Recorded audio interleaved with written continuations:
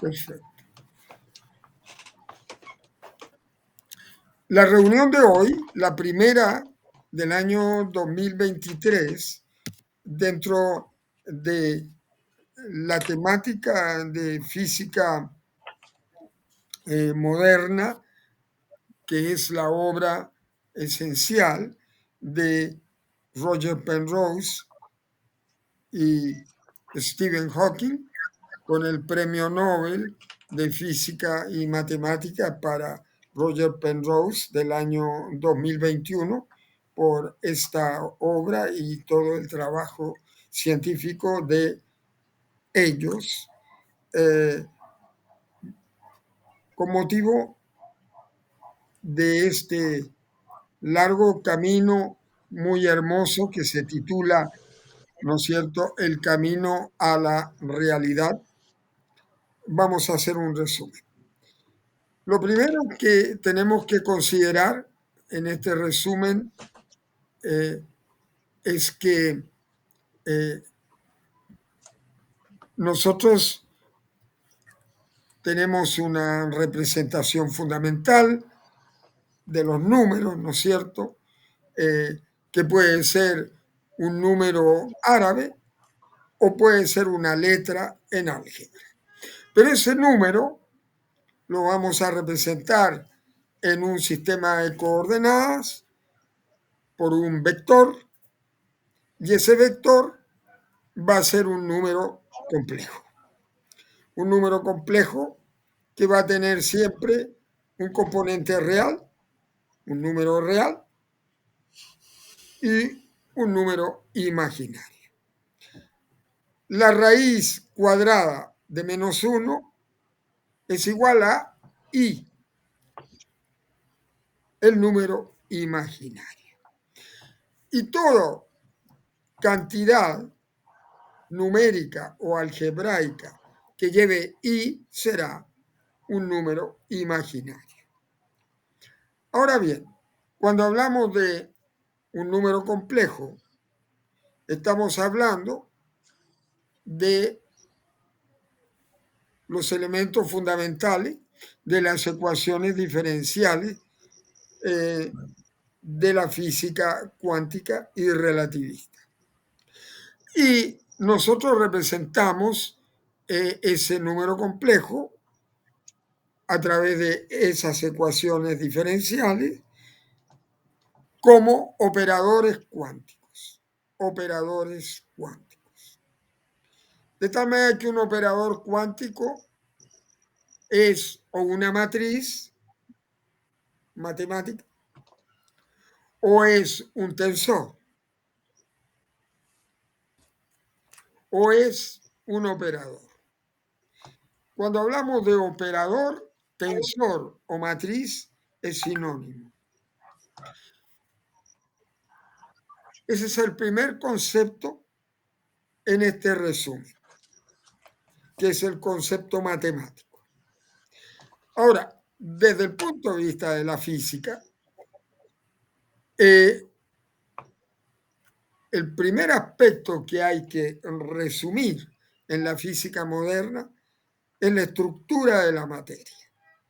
Desde luego, si la materia la dividimos en pedacitos cada vez más pequeños, vamos a llegar a las moléculas.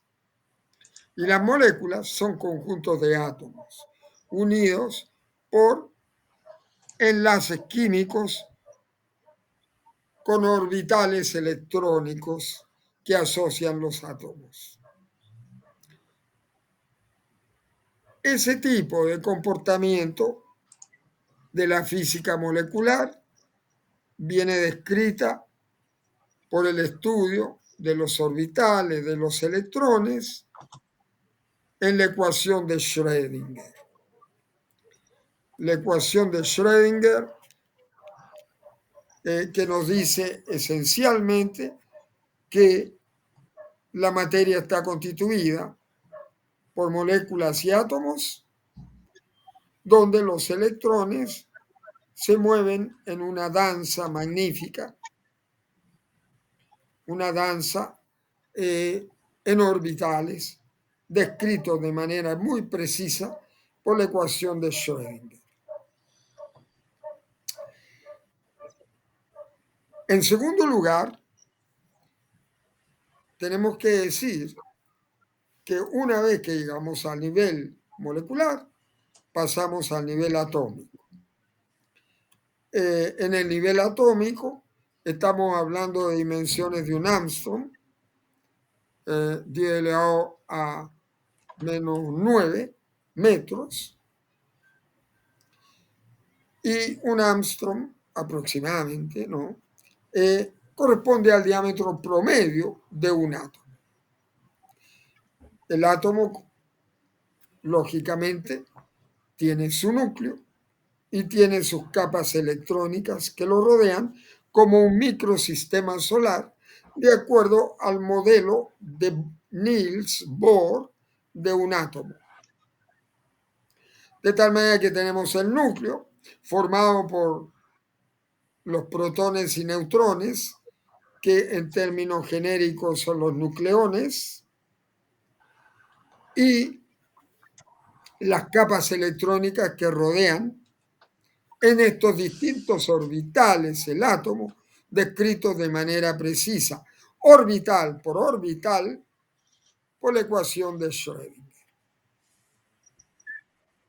de los orbitales atómicos, que nos dice la probabilidad de encontrar un electrón en algún punto del espacio-tiempo en el átomo. Si vamos al núcleo, los nucleones están formados por una troika, por un trío de 3 partículas fundamentales, que son los quarks. Los quarks son estructuras que podríamos decir, a ver, el núcleo, el átomo, dijimos, es un Armstrong, 10 elevado a menos 9 metros. El núcleo atómico es 10 elevado a menos 14 metros, dimensión que se denomina un Fermi, en honor al gran físico italiano Enrico Fermi, que descubrió la fisión en cadena de los átomos de uranio y la energía atómica.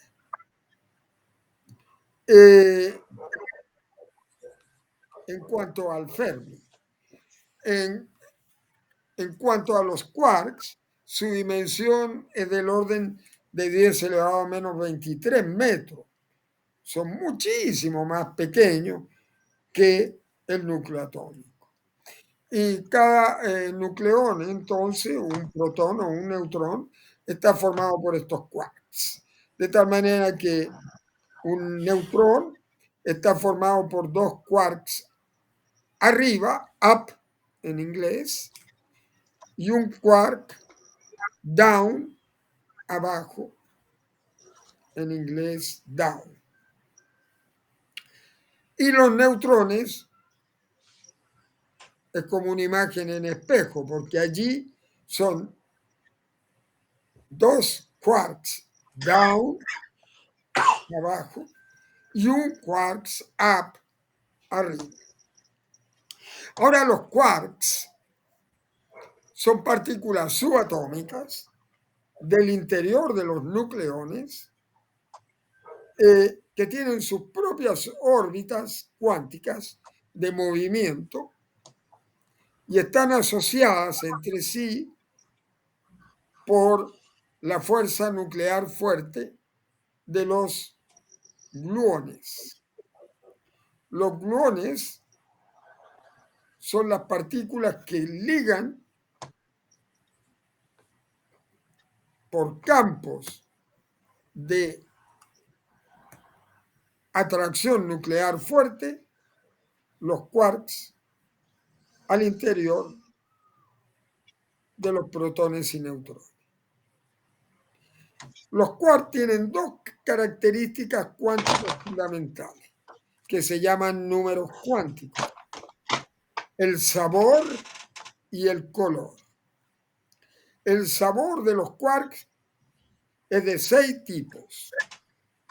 Quarks arriba, up, y quarks down, abajo. Quarks, encanto, charm en inglés. Quarks, belleza, beauty en inglés. Quarks, strange en inglés, extraño. Y quarks, truth, verdad, en inglés, truth. Y nos va quedando el quark, son 6. A ver,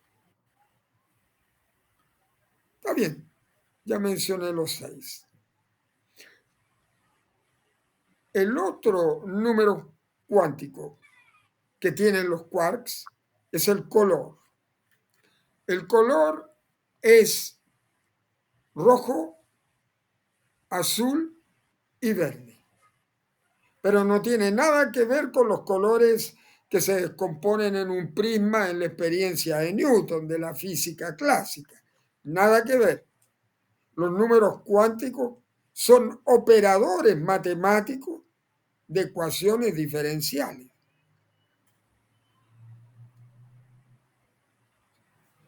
Bien,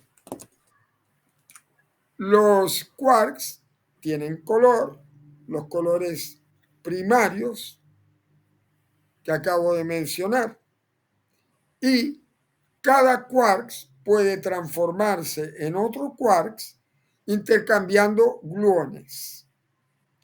Los gluones vienen del inglés glue, que quiere decir goma, goma de pegar, porque son el cemento que une de alguna manera por estos orbitales cuánticos en el cual se mueven los gluones a altísima velocidad, a velocidades próximas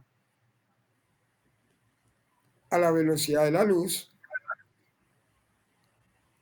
y que unen los quarks al interior de los nucleones.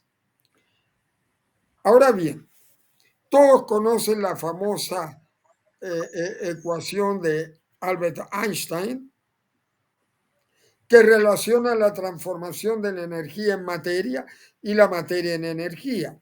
E igual mc cuadrado. E es la energía, m es la masa y c es la velocidad de la luz al cuadrado. Velocidad de la luz aproximadamente 360.000 kilómetros por segundo.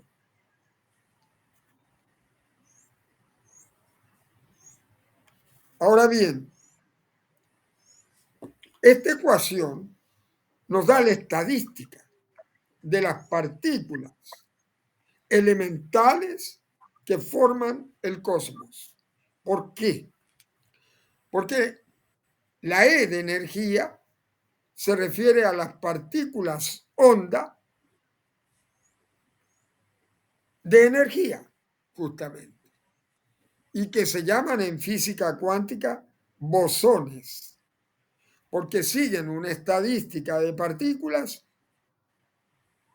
una estadística cuántica que se denomina la estadística de Bose-Einstein. Bose, genial físico hindú, hicieron esta estadística, estos estudios para la materia condensada, llevando su nombre, la estadística de Bose-Einstein, cuyas partículas son los bosones, con B larga, bosones, y con S. La otra parte de la ecuación de Einstein nos dice que E es igual a m por c cuadrado. M es la masa. La masa representa las partículas onda de materia.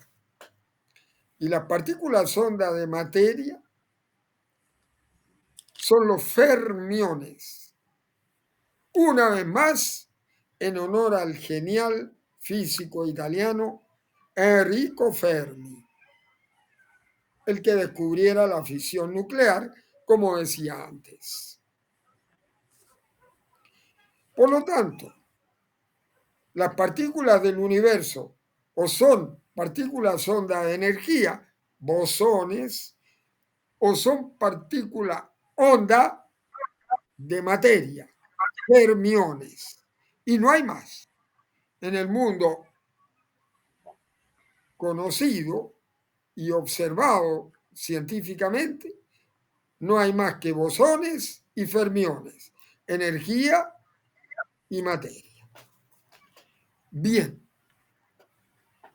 ahora, estos personajes, los bosones y los fermiones, están relacionados por 4 interacciones fundamentales que controlan todos los fenómenos de la física del universo. La interacción electromagnética, la interacción nuclear débil, la interacción nuclear fuerte y la interacción gravitacional. La interacción electromagnética la voy a ir explicando de esta manera, todas ellas. Cuando hablamos de la interacción de las partículas elementales del universo, se usa en física cuántica y en matemática cuántica la palabra gauge, interacción de gauge, que es lo mismo que interacción de partículas. De tal manera que podemos hablar de interacción de gauge o interacción de partículas. Y la manera más simple y pedagógica de explicarla es un juego de ping-pong, en que los jugadores son las partículas onda de materia, es decir, los fermiones. Y la pelotita que se tiran entre sí los jugadores de ping-pong es el bosón de interacción, bosón de intercambio de energía, el bosón. Entonces, si tomamos en cuenta la primera interacción fundamental, la interacción electromagnética, los jugadores pueden ser un electrón o bien un electrón de antimateria, es decir, una partícula de la misma masa que el electrón, pero de carga eléctrica opuesta. Entonces, la partícula de antimateria del electrón es el antielectrón, llamado también positrón.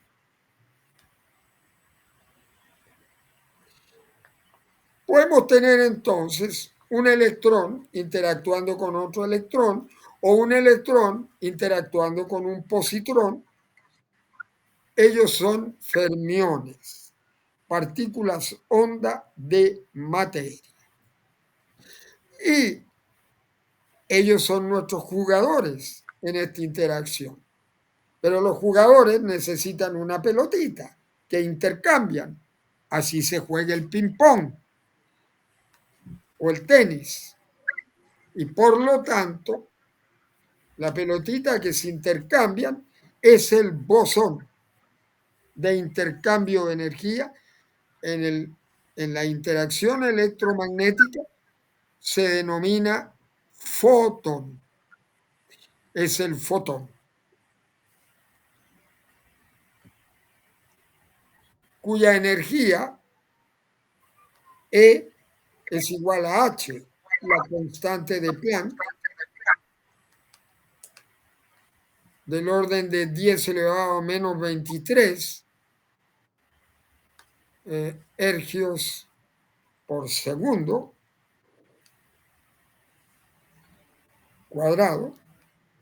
Lo pueden ver en las tablas. el valor exacto, multiplicado por la frecuencia de la partícula onda. Generalmente la frecuencia de un fotón se representa por la letra del griego nu. Por lo tanto, la energía de un fotón, propio de la ecuación de efecto electromagnético de Einstein, que le diera el premio Nobel,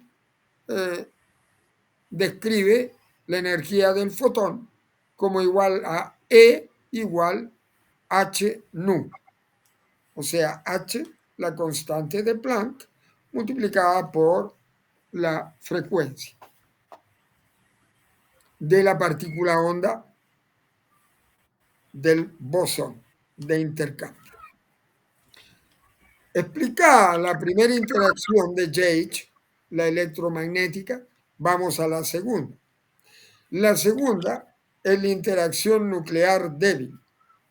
La interacción nuclear débil origina la radiactividad de los núcleos atómicos. La interacción nuclear débil puede tener lugar, por ejemplo, si tenemos una interacción entre un electrón o un positrón y un quarks, entre un quarks y una partícula electrónica. Y el bosón de interacción que se tiran entre sí, como los jugadores de ping-pong, es el bosón vectorial W más W menos y Z, C. Fueron descubiertos por ahí por el año 1960 por un físico notable de origen africano, italiano, Sumino, el apellido. En el acelerador de partículas, en las primeras etapas del acelerador de partículas, antes de la construcción del acelerador de hadrones. Antes. Bien. Tercera interacción fundamental del universo es la interacción nuclear fuerte. La interacción nuclear fuerte es cuando tenemos interacción entre, por ejemplo, un quarks y un gluón.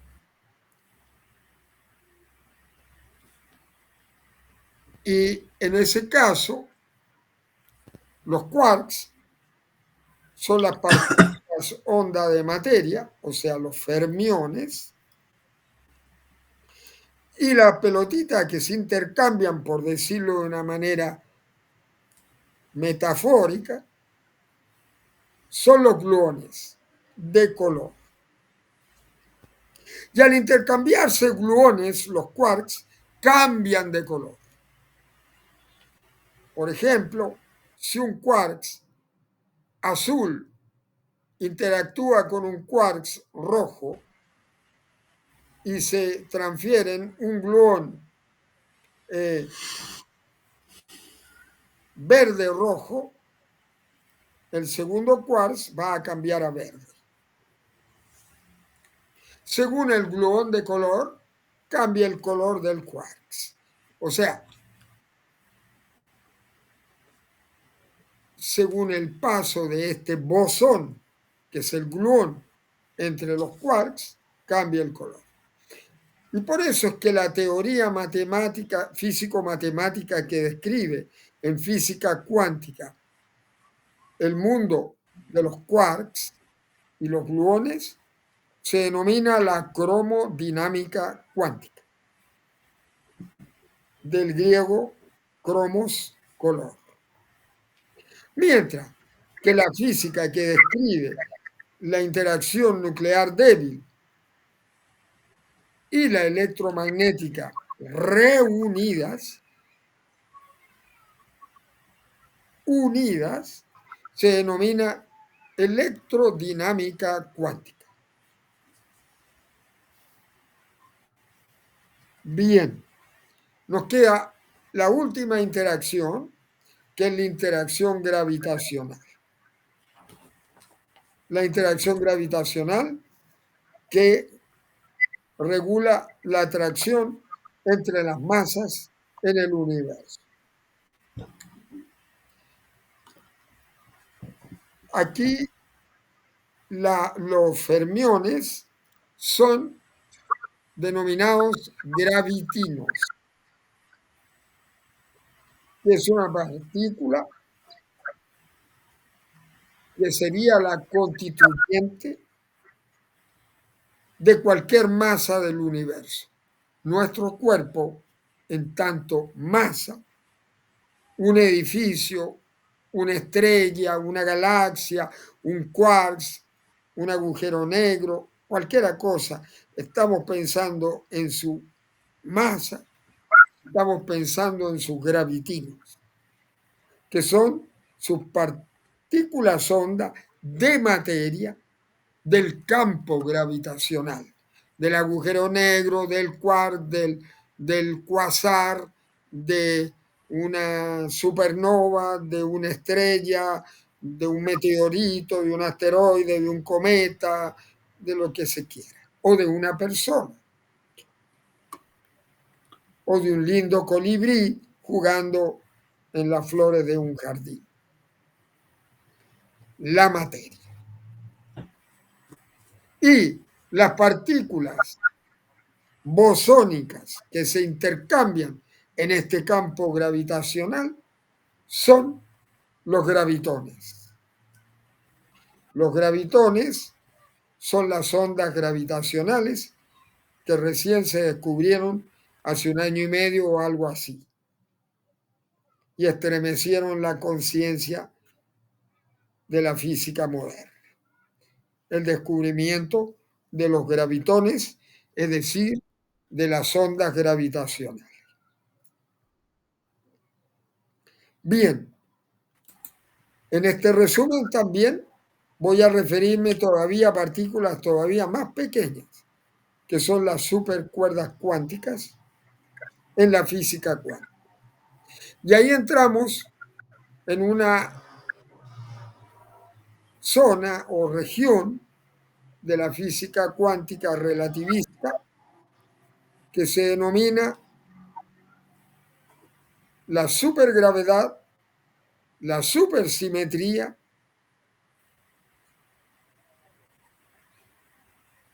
la física de las supercuerdas cuánticas. Ahora, esta física considera que las partículas elementales del universo no son puntuales, excesivamente pequeñas, puntuales, sino que son esencialmente estructuras ondulatorias.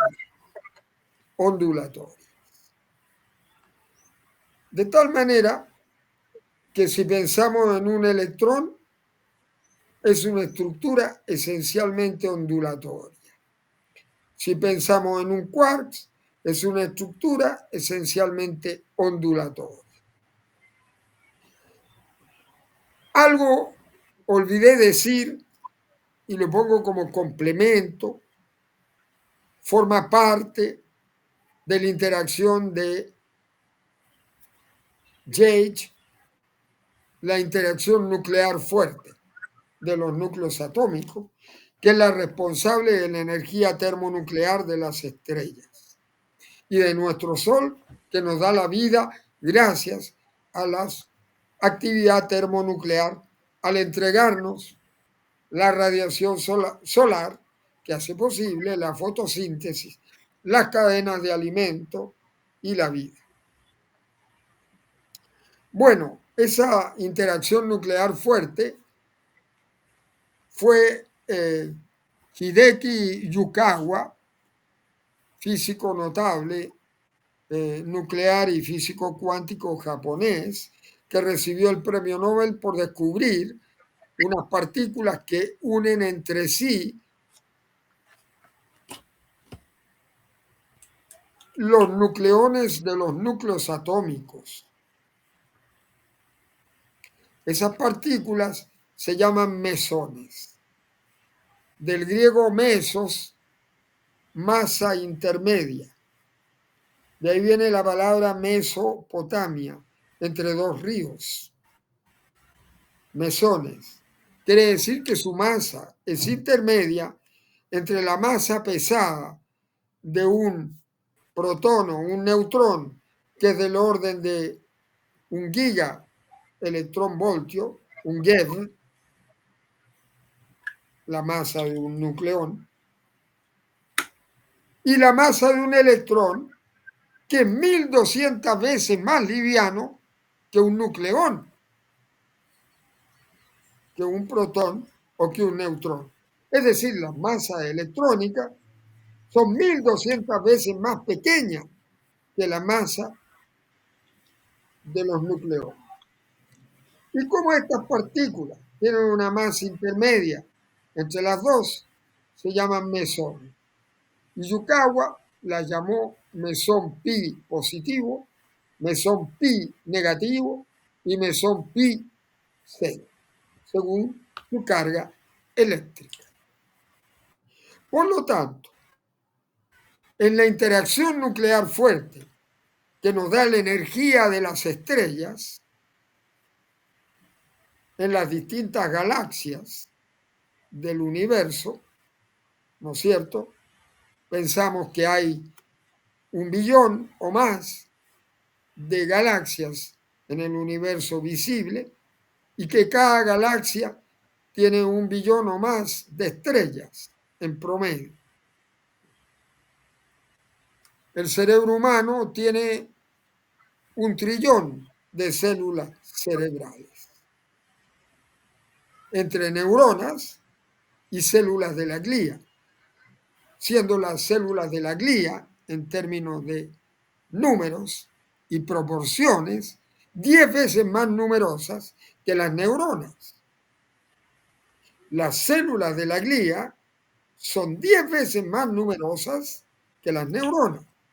De tal manera que cuando una neurona está descargando una información, ahora que estamos reflexionando en la corteza cerebral de nuestros cerebros, en la sinapsis, las células de la glía están regulando los mecanismos complejos bioquímicos para el paso preciso de la información. Volviendo a la interacción nuclear, bueno, tenemos entonces los campos de Yukawa que atraen los nucleones, protones y neutrones, mediante mesones. De la misma manera que los campos gluónicos atraen quarks al interior de los nucleones, en los campos gluónicos de los quarks. Por lo tanto, podemos tener un plasma de electrones en que los electrones están todos separados, no forman átomos, un plasma, quinto estado de la materia. Podemos tener un plasma de gluones y quarks, podemos tener un plasma de mesones. ¿De acuerdo? Y todos estos plasmas se han formado en las primeras etapas de la organización de estructuras alrededor de la época del Big Bang, de la gran explosión original de nuestro universo conocido.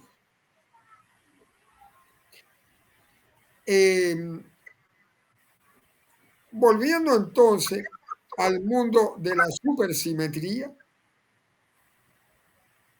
en el mundo de la supersimetría, de la supergravedad, de las supercuerdas cuánticas, las partículas no son puntuales, sino que son esencialmente ondulatorias. Y se comportan como una cuerda que ondula, que vibra. Por lo tanto, si yo tengo la cuerda de un instrumento musical y yo pulso la cuerda con tal o cual energía o fuerza, voy a obtener distintas notas musicales. Y si pulso muchas cuerdas en muchos instrumentos, voy a obtener una melodía o una sinfonía o una hermosa canción de Víctor Jara o de Víctor Heredia o de quien queramos. Aquí las supercuerdas del espacio-tiempo son muy pequeñitas, tienen la dimensión de Planck, que es 10 elevado a menos 35 metros.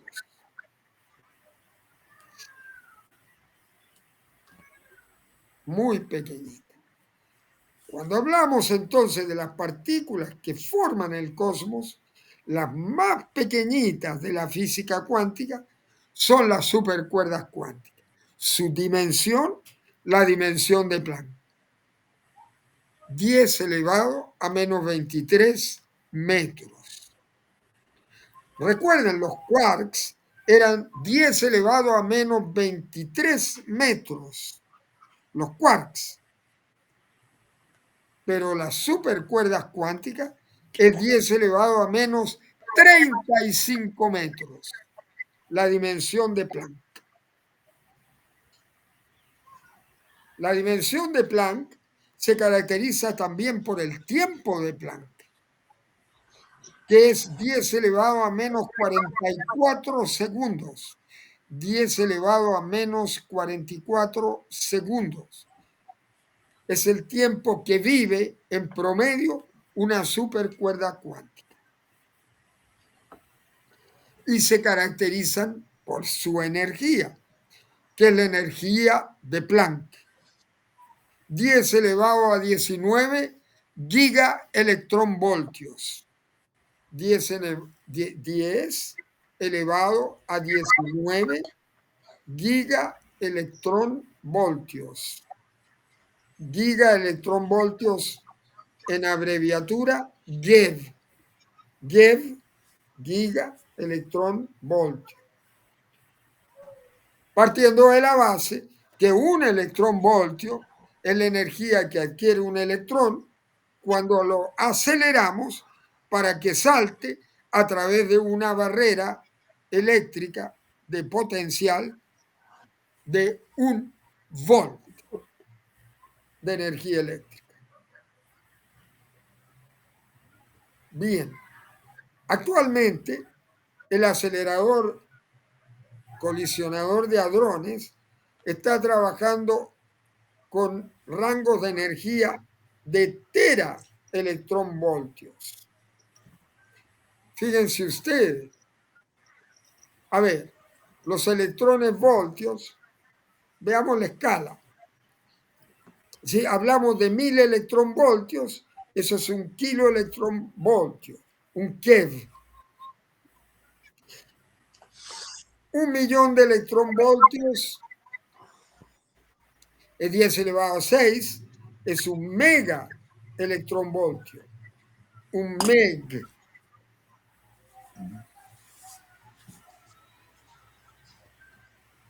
100 millones de electronvoltios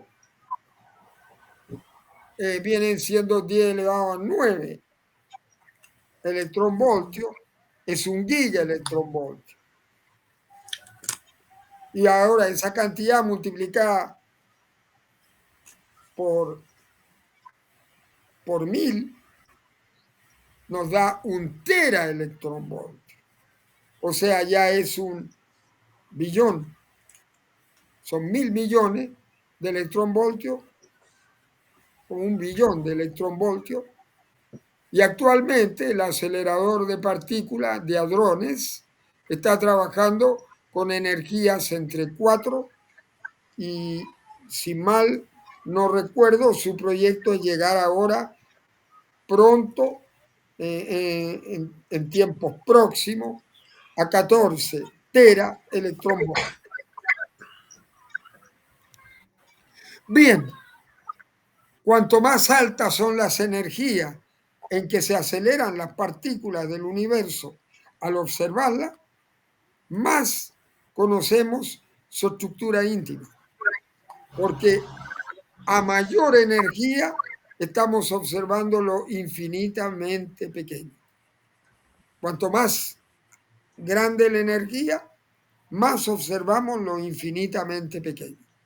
Por lo tanto, en la medida en que el acelerador de hadrones trabaje cada vez mayores energías de tera electronvoltios, es posible que veamos las partículas supersimétricas y podamos ver algunos elementos que estén en relación con las dimensiones de las partículas más pequeñas de la física cuántica, que son las supercuerdas cuánticas de las que hablamos ahora. Y estas supercuerdas cuánticas, igual que la cuerda de un instrumento musical, cuando vibra, de acuerdo a la energía en que vibra, resonante con la energía característica de cada partícula elemental del universo, hace nacer esa partícula desde el vacío cuántico. Si una supercuerda cuántica vibra en la energía correspondiente, resonante, con la energía de un electrón, generará un electrón. Si vibra con la energía correspondiente de un quarks, generará un quarks. Si vibra con la energía correspondiente de un gluón, generará un gluón. Si vibra con la energía correspondiente de un fotón, generará un fotón. Si vibra con la energía de un gravitino o un gravitón, generará sendas partículas.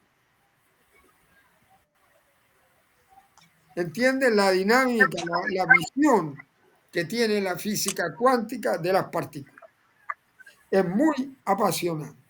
Eso es lo que se llama el modelo estándar de las partículas elementales del cosmos. Y todas estas partículas se dividen en estas dos grandes poblaciones: partículas ondas de energía y partículas ondas de materia. Fue el príncipe francés de Broglie, que era físico, que descubrió los primeros pasos de la física cuántica, que las partículas son ondas y partículas a la vez. No hay ondas puras ni partículas puras, sino que son onda-partículas. Igual que Einstein descubrió que no hay espacio y tiempo, sino que hay espacio-tiempo. Bien, esos conceptos son fundamentales en la física cuántica.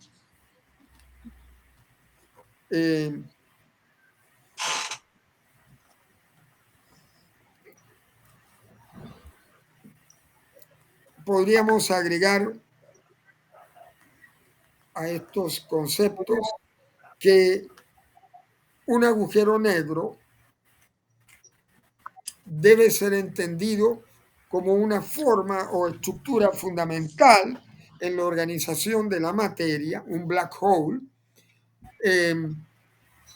como dos grandes mundos o concepciones de estructura de la materia en los campos gravitacionales. Estamos hablando de la interacción gravitacional del universo. O sea, la cuarta interacción de Gauge, la gravitación. Es el mundo de los black holes, de los agujeros negros. Por una parte están los agujeros negros que derivan del colapso de una estrella, cuando una estrella gasta todo su combustible nuclear, ¿no es cierto? La estrella, cuando es joven, transforma hidrógeno en helio y produce la energía termonuclear. Luego produce litio y va produciendo todos los elementos químicos del sistema periódico por transformaciones continuas, como una muñeca rusa, una matrioshka, en capas, como una tela de cebolla. Cada capa de la cebolla corresponde en la estrella a transformaciones atómicas que se van dando cuando la estrella se aproxima a la etapa final y termina en el hierro. Y ahí explota en supernova. Los átomos del sistema químico de elementos del sistema periódico se van transformando en las estrellas con la energía termonuclear hasta su explosión en supernova. Y cuando la estrella estalla en supernova, puede dar tres tipos de cadáveres estelares. Uno, una enana blanca, que es una estrella que está constituida por un plasma cuántico de electrones y positrones de Fermi en la física de la materia condensada. El otro tipo de cadáver es la estrella neutrones, que es una estrella que tiene la densidad de un núcleo atómico, la densidad de una materia formada por puros nucleones amontonados, en que los protones se transforman todos en neutrones, de ahí su nombre de estrella a neutrones, a través de un plasma de neutrones que fue estudiado en la física de la materia condensada por Robert Oppenheimer y se conoce como el plasma de neutrones o plasma neutrónico de las estrellas a neutrones de Robert Oppenheimer. Y finalmente, el otro tipo de cadáver que puede dar una estrella es un black hole, un agujero negro estelar. El agujero negro estelar resulta del colapso de la estrella cuando la estrella ya no puede sostener su masa con la presión de las energías termonucleares porque ya no tiene combustible nuclear y por lo tanto se colapsa por el peso de la gravitación de su propia masa. Y al colapsarse se forma un horizonte de sucesos alrededor de esa estructura, que es el horizonte de sucesos del agujero negro estelar, y al interior un plasma de partículas cuánticas que se denomina un plasma de quarks y gluones de Gell-Mann.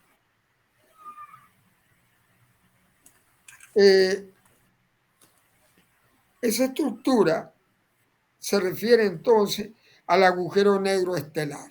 Pero Hawking descubrió otro tipo de agujeros negros. Agujeros negros que no tienen la dimensión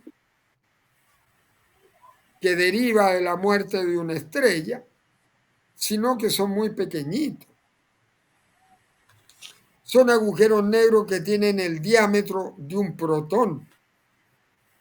Y el diámetro de un protón es aproximadamente un poco menos que un Fermi, más o menos 10 elevado a menos 18 metros. 10 elevado a menos 18 metros. Bueno, ese diámetro del protón corresponde a estos agujeros negros, agujeros negros de Hawking. Y estos agujeros negros de Hawking tienen la característica que tienen que haberse formado en la era de Planck, poco antes de la gran explosión y durante la explosión. Y se piensa que en los primeros instantes después del Big Bang tienen que haber quedado algunos agujeros negros primordiales. Por lo tanto, estos agujeros negros primordiales de Hawking son agujeros negros fósiles de la prehistoria de nuestro universo. Y tienen la propiedad de que, a diferencia de los agujeros negros estelares, que cualquier materia que se acerque al horizonte de suceso es tragada por el agujero negro, incluso la luz, de ahí su nombre de agujero negro. Ni siquiera los fotones de luz pueden escapar de un agujero negro estelar en colapso, o sea, del agujero negro de una estrella. En cambio, los agujeros negros de Hawking se evaporan liberando ese plasma de gluones y quarks, los cuales progresivamente se van transformando en un plasma de electrones hasta constituir posteriormente otro tipo de materia condensada, como podrían ser nucleones. Bien, este resumen es un ABC del lenguaje de la física de Roger Penrose y Hawking en esta obra maravillosa que yo les he enviado a ustedes, el libro que escribiera Roger Penrose, El camino a la realidad. Bien.